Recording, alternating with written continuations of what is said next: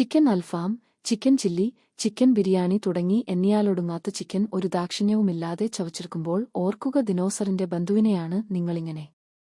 സമീപകാല കണ്ടെത്തലുകൾ വെളിപ്പെടുത്തുന്നത് ആധുനിക കോഴികൾ ടൈറനോസോറസ് റെക്സിന്റെ ജീവിച്ചിരിക്കുന്ന ഏറ്റവും അടുത്ത ബന്ധുക്കളാണെന്നാണ്. ശരീരഘടനാപരവും തന്മാത്രാപരവുമായ തെളിവുകൾ ഇതിനെ പിന്തുണയ്ക്കുന്നു. 68 ദശലക്ഷം വർഷം പഴക്കമുള്ള ഡി. റെക്സ് അസ്ഥിയിൽ കൊളാജൻ പ്രോട്ടീനുകൾ പാലിയന്റോളജിസ്റ്റുകൾ തിരിച്ചറിഞ്ഞു. 21 ജീവജാലങ്ങളിൽ ഏറ്റവും അടുത്ത പൊരുത്തം കോഴികളും ഒട്ടകപ്പക്ഷികളുമാണെന്ന് കണ്ടെത്തി.